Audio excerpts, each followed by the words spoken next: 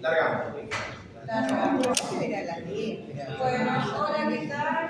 Muy buen día para todos y para todas. Primero que nada, perdón por el retraso que tuvimos ahí. La vida sucede a veces. También, bueno, mi nombre es Lucía Díaz y voy a estar intentando coordinar, acompañar a que los compañeros no se vayan mucho del tema. Acompañando a la Mesa de Autonomía Nacional y Mundo Multipolar. Para esta mesa nosotros somos del espacio de Patria de Iguales y propusimos este foro de debate justamente para poder generar un espacio en el cual nos encontremos a debatir diferentes puntos de vista hacia dónde tenemos que ir como patria, ¿no? Creo que consideramos que es un momento bastante complejo de la Argentina, en el cual es necesario detenerse, reubicar el rumbo, volver a corregirlo, marcarlo y entre todos construir una nueva propuesta. Así que bueno, un intento de eso será el día de hoy. Tenemos en nuestra mesa a Jorge Edelman, sociólogo y periodista. Un aplauso, por favor.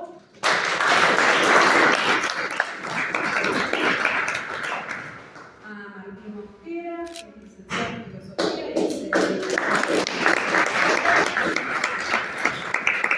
y a Carlos Raimundi, ex embajador en Uruguay. Bueno, vamos a empezar con Carlos Raimundi y bueno, nos adentraremos al debate. Cuando quieras, Carlos. Yo te agradezco. Gracias, Lucía. Bueno, lo más breve posible y empezar de lo general a lo más particular a lo largo de la jornada, ¿no? Mi impresión personal es que no es tan difícil de entender cómo está funcionando el sistema mundo en este momento y hacia dónde tenemos que ir. No hay demasiadas opciones. No hay demasiadas opciones ni demasiada variedad de formas de interpretar desde el campo nacional y mundial. Occidente, para no poner a todo el mundo, ha elegido afortunadamente un eje alternativo. Hasta hace unos cuantos años era el mundo en general con la bipolaridad, pero hoy es Occidente, se ha parcializado la consecuencia de cómo funciona el sistema. Está en una situación, a mi manera de ver, insostenible. El nivel de aceleración de la reproducción del capital financiero y la concentración de la riqueza ha llegado a un punto descomunal. No hay ningún parámetro ético ni lógico que lo justifique. Y además la velocidad sigue siendo cada vez mayor, por lo tanto el nivel de polarización va a ser cada vez más grande. Por eso cuando nosotros razonábamos en la clave de la relación centro-periferia, esa clave ha quedado superada. ¿Por qué? Porque hoy se están convirtiendo en periferias regiones que hasta no hace mucho tiempo formaban parte de los centros. Punto número 1, entonces, la concentración de la riqueza. Número 2, el cataclismo climático, la crisis climática. Más allá de la interpretación, de la intensidad, del momento, las explicaciones científicas, el mundo está viviendo una situación desde el punto de vista del maltrato a la naturaleza también insostenible. Y como si esto fuera poco, nos estamos familiarizando con la cercanía de un conflicto nuclear, cosa que hasta hace un tiempo era alocado y ahora es parte del lenguaje. Y cuando las cosas comienzan a ser parte del lenguaje, uno las va naturalizando desde el punto de vista lógico. ¿Por qué? Porque el capitalismo financiero ha llegado a un punto que no tiene más territorio para conquistar. Por lo tanto, implosiona hacia adentro y se van formando fracciones del capital financiero, que serían las internas del capitalismo. Sería lo que representa, para decirlo groseramente, lo que representa Biden y lo que representa Trump, que son fracciones. Estaba escuchando, y en esto es importante hacer mucha pedagogía, mucho debate entre nosotros, porque estaba escuchando una conferencia que creo que se hizo ayer o antes de ayer en el sindicato en APSE. Había compañeros intachables, ¿no? Jorge Tayana, Telma, Luzán, Carlos Tomada y Néstor Restivo. Y Jorge Bernetti coordinaba, para que se den una idea del nivel de la lista. Y se hablaba de las elecciones en Estados Unidos, ¿no? De qué conviene, qué no conviene. Yo creo que más allá de todos los pormenores que podamos detallar, hay que fijarse si hay alguna diferencia sustancial en quién financia las campañas. Y cuando uno ve, es cierto que los demócratas ahora tienen una idea de los pequeños donantes, la gente más joven, ¿para qué? Para contentar a la ala izquierda, que lidera esta chica jovencita de Alexandria Ocasio-Cortez, que es una diputada por Nueva York, que es afrodescendiente y demás. No, perdón, latina. No. Pero el tema del financiamiento estructural de las campañas es lo que habla a las claras, que se defina la elección para un lado o para el otro, lo cual puede tener alguna repercusión al interior de los Estados Unidos, en su política de sometimiento financiero imperialista de América Latina. No hay diferencias sustanciales. No hay. Alguno podrá sí tener una cuestión distinta sobre la cuestión de la guerra, que eso seguramente Jorge, Martín, pueden hablar, pero no hay. Digamos, el acuerdo con el FMI lo firmaron Trump y Macri y lo ejecutaron Biden y Alberto Fernández. Así que yo por lo menos esa es mi posición.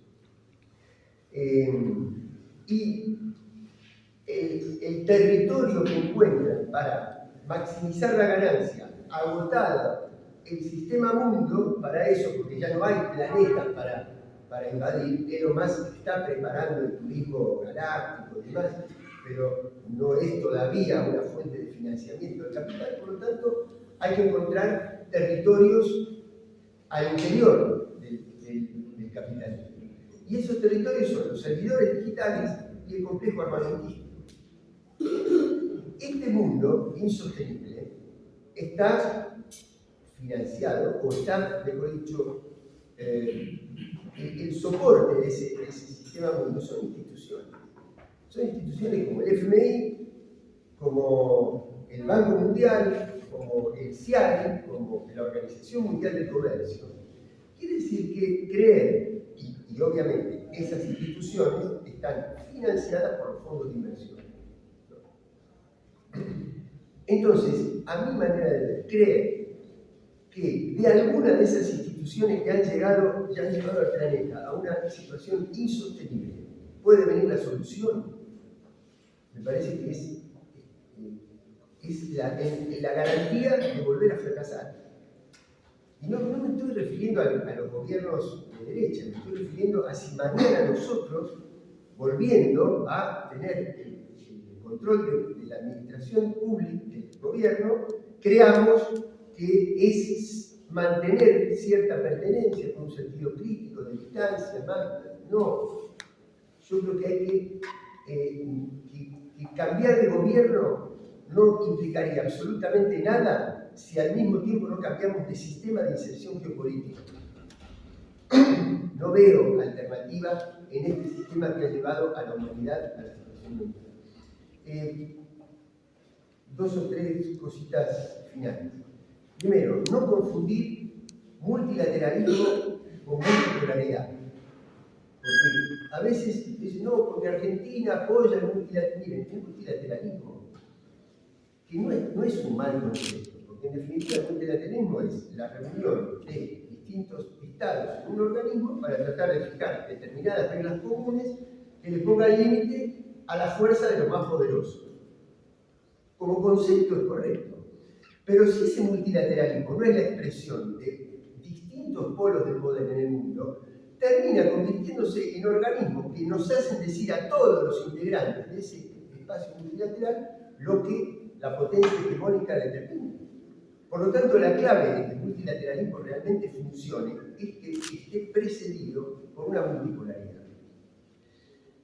La disputa geopolítica está, a mi manera de ver, irreversiblemente definida entre una tendencia ascendente que es el eje asiático, con asiento desde el punto de vista económico, tecnológico, fundamentalmente en China, pero no únicamente en China, y el deterioro irreversible también del eje noratlántico, Nueva York, Wall Street, Londres, y de allí a Europa Occidental, OTAN, etc., que está en un declive, a mi manera de ver, indetenible.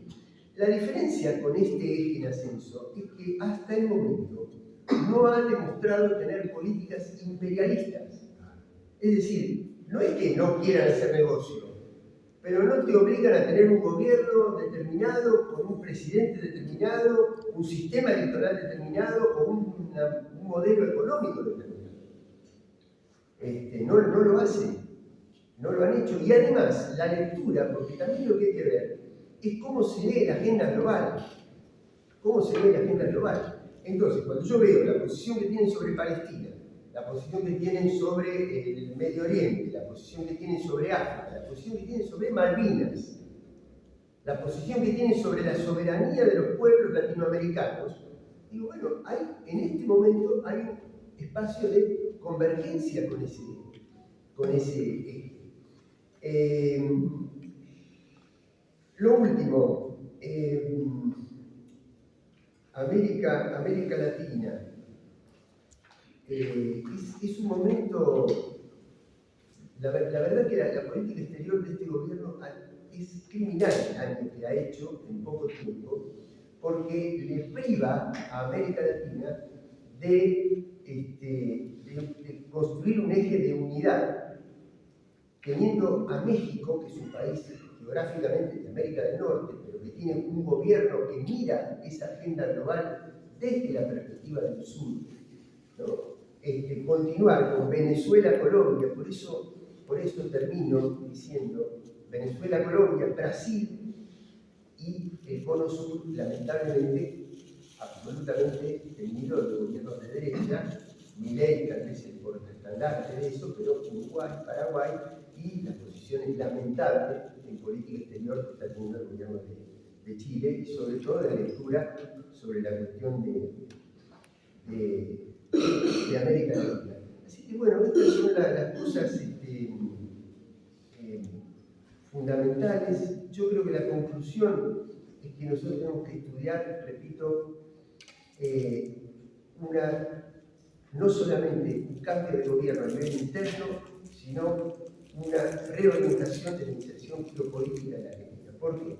Porque si nosotros mañana hoy nos privatizan YPF con el RIC, o áreas determinadas, o litio, o comunicaciones, o centrales hidroeléctricas, y mañana nosotros las queremos recuperar, las podemos recuperar con una ley. Y después tenemos el juicio del CIADI o de la prórroga de jurisdicción de Nueva York, etc. Por lo tanto, y estar sometidos a eso es el preanuncio de volver a fracasar.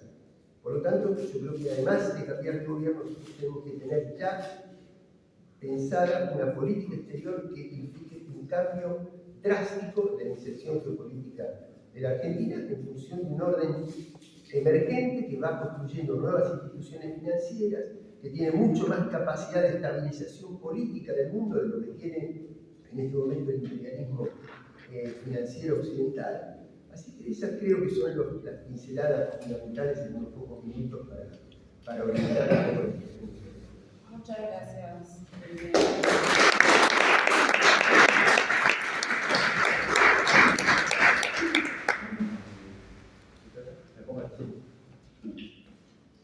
Bueno, terminan de exponer los tres compañeros y de ahí pasamos a un momentito de preguntas, un breve ping-pong y cerramos la comisión.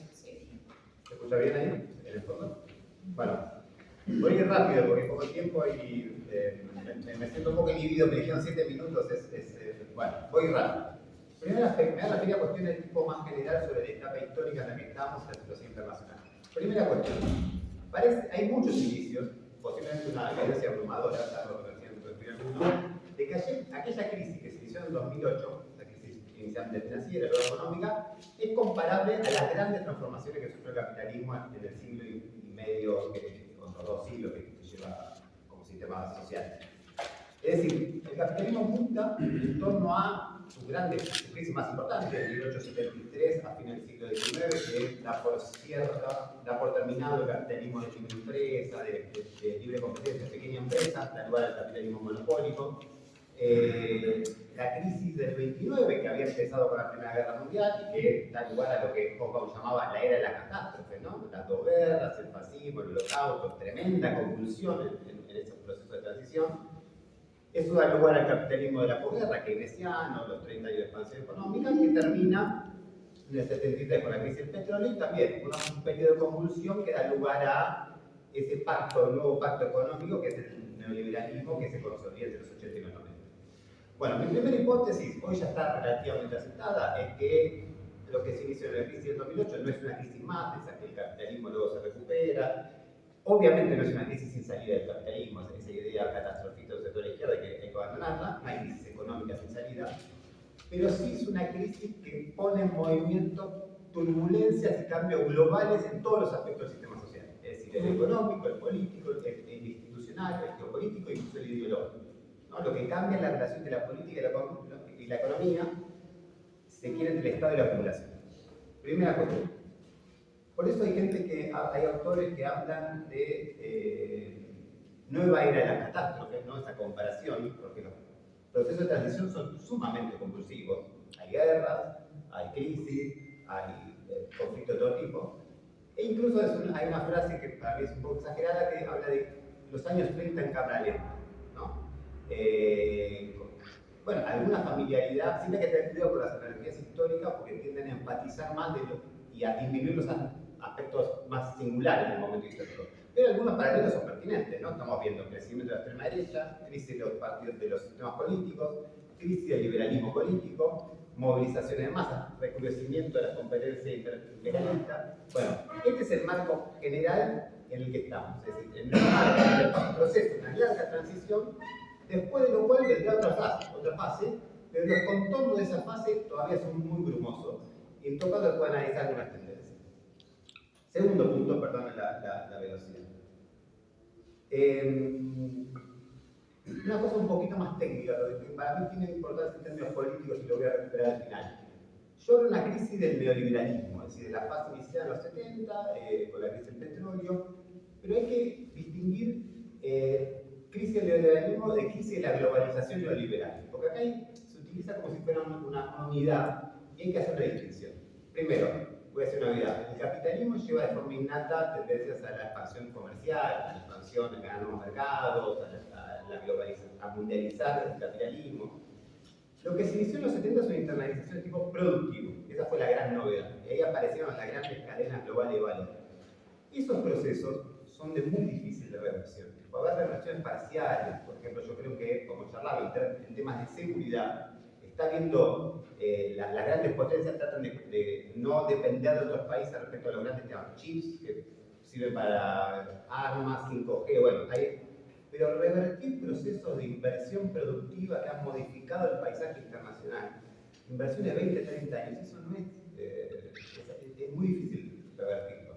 Entonces, cuando empezamos a hablar de la aparición del nuevo nacionalismo, ¿no? Hay uno que habla de nacionalismo y cosas por el estilo, hay que ponerle algún límite, porque de hecho en América Latina ya lo vivimos. El proceso del ciclo progresista latinoamericano se topó con el límite de la imposibilidad de revertir muchas de las reformas y la reestructuración de los años 90. Un piso, un techo, según como lo veamos, en términos de salario, de extranjerización de la economía, de peso del imperialismo. Bueno, hay una serie de cosas que no se pudieron revertir. Con lo cual, la ilusión de un nacionalismo a la posguerra, un pacto de clase de esa característica, yo creo que es una ilusión. Eso no quita, perdón, que el neoliberalismo sí está en crisis. Es decir, ¿qué fue el neoliberalismo para simplificar? Un mecanismo de disciplinamiento vía mercado, ¿no? Donde la extensión masiva de la competencia servía para atomizar, disciplinar al movimiento de masas, a la clase trabajadora, etc. Y generó un ciclo de estabilidad. Hoy el capitalismo se repolitiza, porque el mercado ya no es suficiente, y aparece de vuelta a tallar el Estado, tanto en el aspecto económico como en el aspecto político. Una aclaración, aparece principalmente con rasgos autoritarios, y ahí vamos a enmarcar la emergencia de la extrema derecha. Tercera cuestión. China y los BRICS y luego lo que recién mencionó Carlos. Es el tema posiblemente de este siglo, digamos. Está habiendo una potencia hegemónica ascendente, hay una potencia dominante. El desenlace de eso, o sea, vemos a alguien crecer y a alguien bajar. El desenlace de eso yo me abstendría todavía. Hay mucha literatura al respecto, bibliotecas divididas, pero en principio vemos que en el aspecto comercial económico la potencia asiática avanza y Estados Unidos retrocede y está explorando estrategias de todo tipo, transforma, Biden a su manera u otra, para revertir y repatriar capitales, bueno, para revertir esa declinación. Yo tengo dos cosas para decir. Por un lado, y en esto hay una coincidencia en parte con lo que dice Carlos, si hubiera un proceso de emancipación de un país de la periferia, tiene que aprovechar los márgenes de autonomía que da una situación de multipolaridad y tiene que aprovechar el respaldo geopolítico comercial que puede dar una potencia nacional. El paralelo es exagerado, pero los procesos revolucionarios del siglo XX se apoyaron a su manera y con muchas dificultades, como discutirla, en la Unión Soviética. Ahora, ¿cómo generar esa cooperación? Bueno, ahí vienen los debates, y ahí vienen tal vez algunas polémicas. Hay dos grandes discusiones sobre, bueno, hay un montón de discusiones sobre China, pero dos que quiero enfatizar. Una es, ¿China ya completó su restauración capitalista? Bueno, hay un montón de bibliografía bastante compleja, bastante amplia, porque es un tema complejo.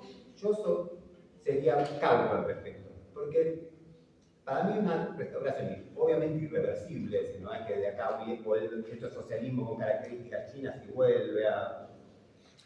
Pero es cierto que lo que tenemos es un modelo híbrido que no se parece a nada, no al capitalismo neoliberal, sino a nada parecido a las reglas convencionales del capitalismo, ¿no? Que las empresas puedan jugar capitales, que puedan hacer huelga de diversiones, cosas por el estilo. De hecho, perdón divague, solo se me ocurren dos ejemplos comparables. Corea del Sur, con mucho respaldo de Estados Unidos, tuvo un desarrollo con una centralización estatal autoritaria enorme. Y el otro, más espinoso, es la Alemania de la guerra. La Alemania nazi tuvo este nivel de control sobre la población. En un contexto de guerra y un régimen político autoritario. Entonces, hay dos debates. Uno es este. ¿Está terminada la restauración capitalista? ¿O está en una fase y se va a profundizar y por lo tanto va a profundizar los rasgos propios de un capitalismo central? Primer punto. Segundo, y esto lo planteó Carlos recién de forma muy directa, ¿es China imperialista? Bueno, yo ahí tengo una posición intermedia. Es cierto que el contraste con Estados Unidos es un terreno muy notable. Estados Unidos tiene el mundo lleno de bases militares, China en todo caso algunas en su área de influencia más directa. La estrategia de China es, en lo político-militar, defensiva, y es ofensiva en el terreno comercial y económico, ¿no? Ahora, hay que tener alguna cautela. Yo creo que tiene estas características por ahora. Porque si China se está consolidando como la potencia hegemónica en ascenso, etc., los rasgos característicos de un imperialismo dominante son los rasgos característicos del imperialismo dominante en los últimos 150 años, ¿no? Gran Bretaña, antes que yo, Holanda, en algún momento, bueno, las ciudades italianas, Estados Unidos, y veremos cómo sigue. Lo mismo para la multipolaridad. Yo reconozco la ventaja. Ahora, no hay que pensarlo como si fuera una especie de sistema estable sin centro hegemónico, ¿no?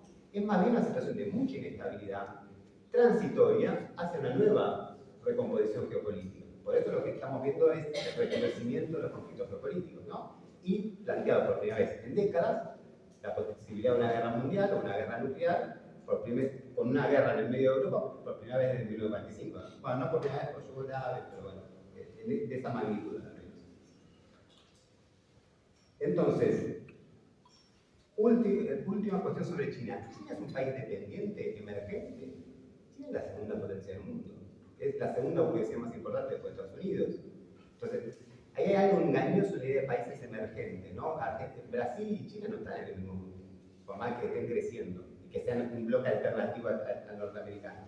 De hecho, ya hoy, o ya en el pasado reciente, el vínculo Argentina-China tuvo efectos reprimarizadores, ¿no? Por la presión de la compra de productos primarios sobre la región, no suscitó un desarrollo independiente, sino efectos primarizadores.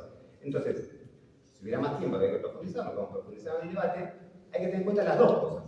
Por un lado, hay que apoyarse, porque ahí hay un bloque en ascenso, de ayudar, dar aire, respaldo geopolítico, comercial, y por otro, no hay que imitar, no es un modelo imitar, y hay que ver cómo no generar relaciones de sometimiento. Voy a dar un ejemplo. Bueno, este ejemplo y paso al cierre político. Cuba en los primeros años, con la Unión Soviética tuvo un vínculo muy interesante que se pierde en general, ¿no? En la época que estaba el Che, todavía había cooperación, pero había independencia también. Esto se pierde porque al final después se ve a Cuba con Fidel apoyando la invasión soviética en Checoslovaquia y ese grado de mímesis en el modelo político y subordinación geopolítica. Bueno, algo de esto habría que empezar a desarrollar. Para cerrar, voy a cerrar de forma bruta.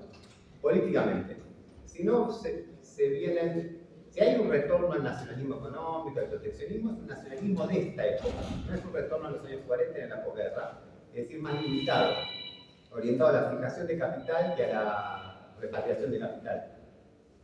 No tenemos que hacernos ilusiones en algún proyecto de policlasista de una burguesía nacional latinoamericana, argentina y demás que pueda encabezar un proceso de independencia nacional. Si eso no existe en los 40, menos existe ahora. Por lo tanto, hay que ver qué tipo de proyecto político tenemos que construir.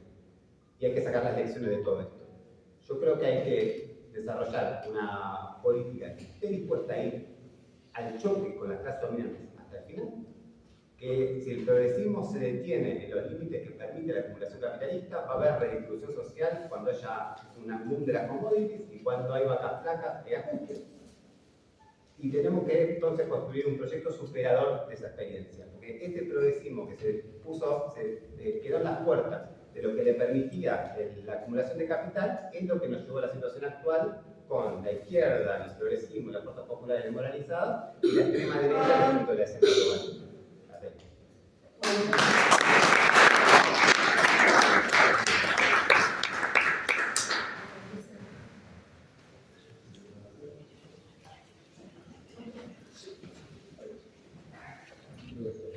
Bueno, hola, ¿qué tal?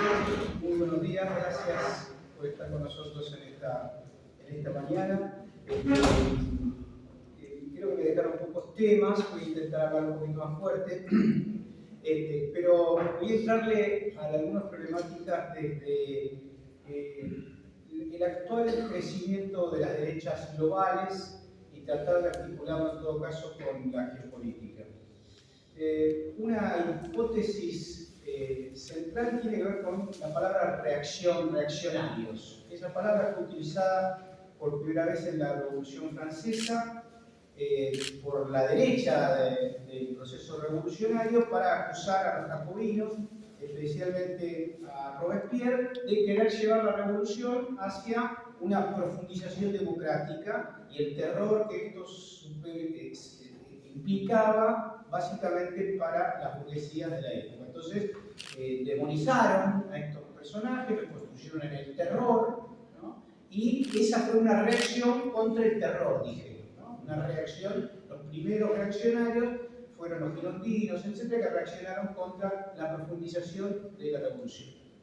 Ahora, el miedo en ese momento, este gran constructor de la política, en general, históricamente, lo dijo Maquiavelo, generó esa confluencia para parar este modelo. La reacción, tiempo después, sí, eso fue siglo XIX, XVIII, XIX, siglo XX, la reacción fue la reacción básicamente en la década del 20 de Mussolini y 10 años después de Hitler, contra otro nuevo monstruo que les producía el terror y que era la Unión Soviética. Pero no solamente la Unión Soviética, sino los procesos revolucionarios que se daban en distintas partes del mundo. algunos fracasados, hubo revoluciones en Alemania, a finales de la segunda década, etc. Es decir, una reacción frente a una profundización democrática, entendiendo democrática como su nombre griego, no como su experiencia griega, pero su nombre griego de poder popular, palabra que es poco decodificada y lamentablemente no explicitada. Democracia es poder del pueblo. Lo que efectivamente no se quiere que suceda es que haya poder popular, ¿no? Que haya poder de las grandes mayorías al servicio de los intereses de la gran mayoría. Entonces aparece esta reacción de cada 2030 que termina en el desastre que todos conocemos. Estamos viviendo en el siglo XXI una nueva reacción, un nuevo proceso reaccionario, con la irrupción de derecha, la cual Milei es una expresión local bastante berreta, pero terriblemente dañina para nuestra realidad histórica, pero que es la expresión de un miedo y un fantasma que aparece, otro fantasma, y que consolida a nivel internacional en Trump, en Bolsonaro, en Le Pen, en Meloni, en Vox, etc., una confluencia. Y es muy interesante esta tercera fase de la reaccionaria, porque tiene que ver básicamente con, y lo dice Milei, y Bolsonaro, y Trump, el comunismo. Y uno dice, ¿dónde está el comunismo? Y bueno, en el universo simbólico de esta gente, el comunismo efectivamente es aquello que está irrumpiendo y que se llama China. Más allá de que, por supuesto, además está dirigido por un partido que se llama Partido Comunista. ¿Qué es lo que están viendo? Que efectivamente, esto que decía Carlos antes, ¿no? Que ese poder que se ubicaba en el occidente supremacista, blanco, racista, etc., está perdiendo poder frente a aquellos que un siglo y medio atrás, chinos, eran esclavos. Porque muchos sabemos bastante de la esclavitud afrodescendiente, pero poco sabemos de que muchos chinos fueron llevados como esclavos al sur de África, por ejemplo, a Sudáfrica, e incluso a las minas en California, etc. Es decir, tipos que hace un siglo y medio, 2 siglos, eran esclavos, hoy irrumpen en un proceso de crecimiento inédito en la historia. China creció en 50 años, lo mismo que China creció en 2000 años en términos económicos, ¿no? Y eso, digamos, muchos de los procesos de desterritorialización y desindustrialización de Estados Unidos que hicieron que se vayan empresas norteamericanas a trabajar por fuerza de trabajo más barato en China, hoy no saben cómo desarmarlo y efectivamente las cadenas de valor son muy difíciles de desarmar. Trump llamó al presidente de Apple cuando fue entre el 16 y el 20 y le dijo, trae Apple, le dijo, ningún problema, conseguime 100.000 ingenieros y lo traigo ya. Dice, pero escúchame, no sé cuánto, le preguntó a Trump a uno, ¿cuántos ingenieros producimos por año? Y estamos a 20.000, 30.000 ingenieros. Digamos, no es posible, digo la parte más del know-how, del conocimiento, etc. ¿Y qué hicieron los chinos? Pusieron una empresa en Uruguay y al lado pusieron a Huawei, al lado, estuve ahí, al lado. Y aprendieron, hicieron lo que Schumpeter llamaba ingeniería reversa. Desarmaron el Apple, vieron cómo se hace, podemos mejorar algunas de estas partecitas, sí, los ingenieros que estaban ahí, ¿cuánto ganan? $30.000, 35 en Huawei, etcétera. Huawei en China ya no se compra Apple. Hasta con un tema nacionalista se compra Huawei. Huawei está tercero en las ventas internacionales, hoy primero está Samsung, segundo está Apple. Y doy el ejemplo bobo de una sola corporación para entender la desesperación reaccionaria frente a la pérdida de aquello que se suponía inmutable y que tenía que ver con el occidente racista, colonialista y brutal, que además es una palabra complicada, porque nosotros nos dicen que estamos en Occidente. Yo no quiero estar en Occidente. Eso es el Occidente, yo no tengo nada que ver con eso. Digo, es lamentable que nosotros nos ubiquen en ese Occidente de América Latina. Nosotros no tenemos nada que ver con ese noroccidente que es Europa Occidental, Estados Unidos y sumaria Japón, ocupada militarmente desde el año 45 por acá, ¿no? Eso es la OTAN, el Fondo Monetario, la Organización Mundial del Comercio, es eso lo que hoy está efectivamente en decadencia, y esa decadencia, al igual que el miedo que sintió Mussolini y Hitler en la Europa revolucionaria, es lo que produce una reacción. Y es interesante que utilicen la palabra comunista. Ya Trump nuevamente dice, Harry es comunista, ¿no? Que está copiado más o menos de un lenguaje medio fantasmagórico, desde dónde en Estados Unidos hay comunismo, dónde en Argentina hay comunismo, etcétera, etcétera, en términos, ¿no? Entonces, la reacción. Ahora, quisiera relacionar este proceso de las reacciones en relación al proceso económico. Hoy la contradicción fundamental del mundo que expresa este corte geopolítico. Geopolítico es una disciplina que nace en el siglo XIX, la geopolítica es una disciplina que nace en el siglo XIX y que tiene que ver con articular la geografía con la distribución del poder global. Uno de los grandes monstruos de el número uno es McKinley, un tipo que decía, mira muchachos, quien controle el vínculo entre Europa y Asia, controla el mundo. Eurasia decía. Tenemos nosotros los ingleses, el muchacho de inglés, que evitar de alguna manera que dejen a Gran Bretaña afuera y los norteamericanos imagínense quedarse afuera. Bueno, cuando uno ve los atentados contra los gasoductos del Báltico que llevaba gas de Rusia a Alemania, y los atentados que hubo en medio de la guerra en el 22, 6 meses después del inicio de la guerra, ve que lo que se intentaba y que le pedía desesperadamente Trump a Merkel es rompan las relaciones con Rusia, porque eso implica que se une todo ese continente y nos deja fuera.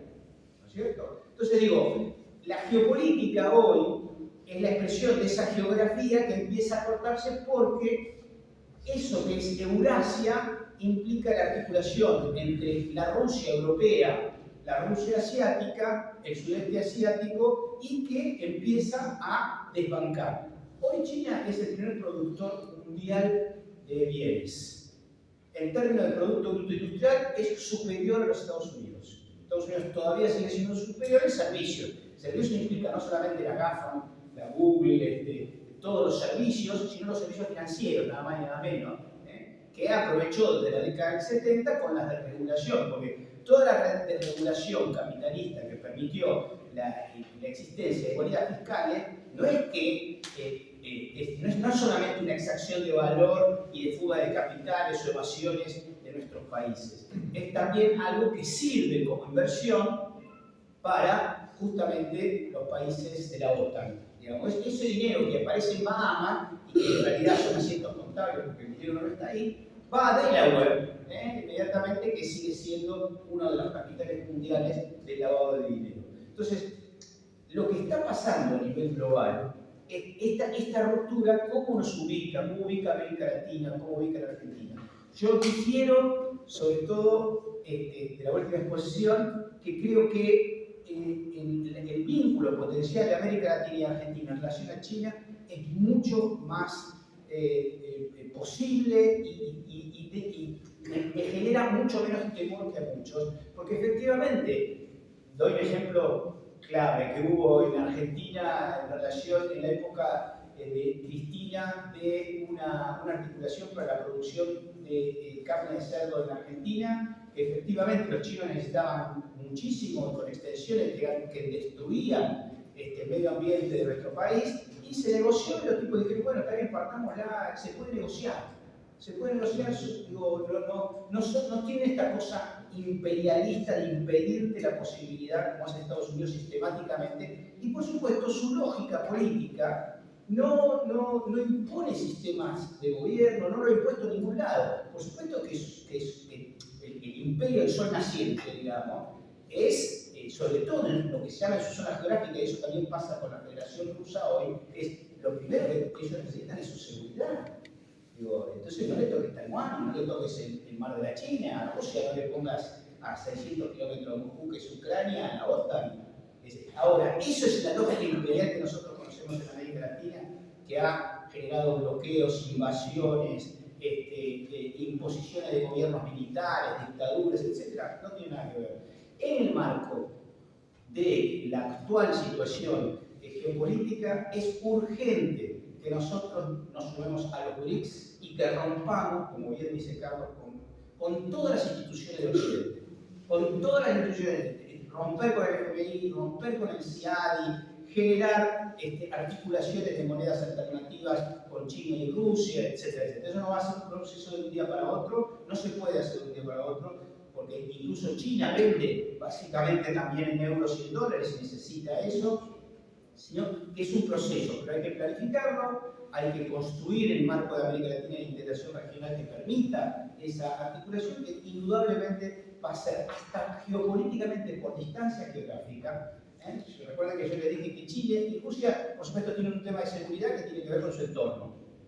No es lo mismo, digamos, estar en Corea del Sur, que es cerca de China, o en Vietnam, que se llevan muy mal con los chinos, pueden ser invadidos en algún momento luego de la guerra con Estados Unidos, que estar en América Latina. Digo, la contradicción fundamental en este momento, y voy terminando con esto, es, desde mi punto de vista, globalización versus soberanía.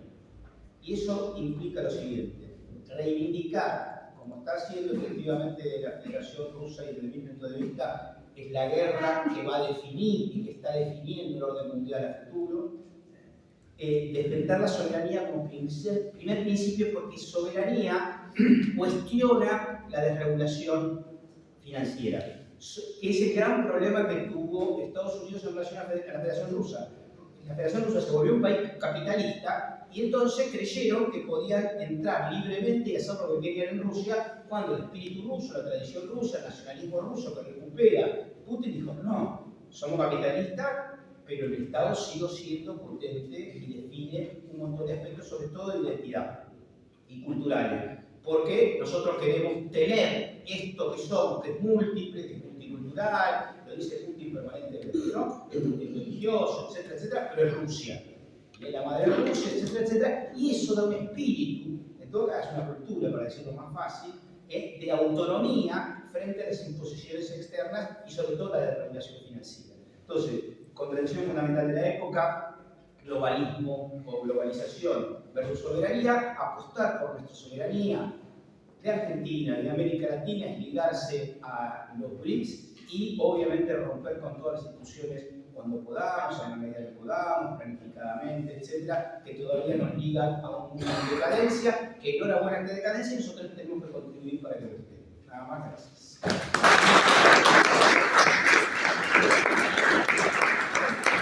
Vamos corriendo hacia la segunda parte. Abrimos un espacio para preguntas y, bueno, si alguien quiere sumar dentro del debate, 2 minutitos, porque si no termina cada uno, porque si no vamos a terminar mañana.